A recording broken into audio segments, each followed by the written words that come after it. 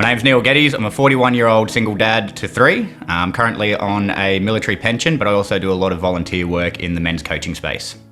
Men's mental health is an incredibly important part of my life because my own journey started from a place of severe depression, self-harm, suicidal ideology. I got out of the army after 15 years service and the wheels fell off in a pretty big way.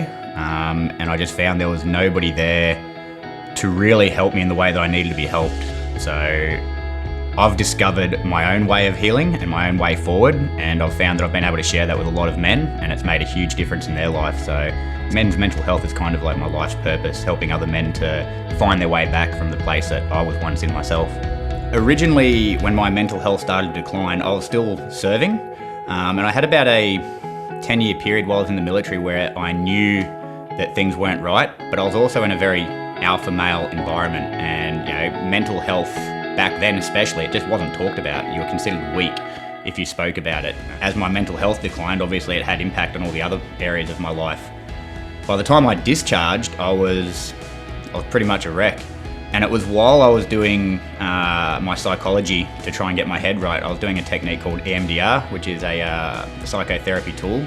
And during that, it actually unlocked repressed memories of childhood sexual abuse that I'd previously been unaware of. So realistically, you could say that my journey with mental health probably started when I was about 8 or 9 years old, even though I was unaware of it. But it didn't really come to a head until after I discharged from the army and I started to really hit that point of being depressed and suicidal. My purpose is actually really simple. It's just to help other men who have been where I was. Because I'm on a pension, I don't have a financial incentive to do it. For a lot of coaches, they need to get X amount of clients to keep the business going. For me, because I'm on a military pension, I can help other men by sharing what I've been through and how I fixed myself, but it's not financially driven. So my purpose is actually really simple. It's just to help other men who are where I was. Because I meditate so much, and because I do a lot of breath work and a lot of inwards searching, I've got a pretty good sort of feel for when my headspace is starting to slip. When it does, I let my partner know. So I used to be pretty bad at letting people know when I was slipping, and I don't know why that was. I think I might have still felt some shame because I'd become this guy who had, turned my life around. Whenever I did spiral or slide backwards, I felt a bit of shame about it. But now I realize this is something that I'm going to be dealing with for the rest of my life, but I also have the tools to manage it. So when I become aware that my headspace is starting to slide, I let the people closest to me know that my headspace is sliding a bit, that I am struggling, but I'm okay. 2 or 3 days of really taking some time for myself, really focusing on my meditation, my breath work, the tools that I know work for me.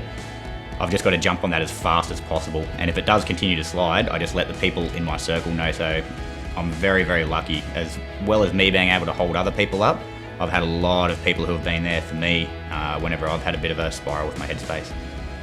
If I had a chance to talk to my 12-year-old self, I would let them know that it's okay to ask for help.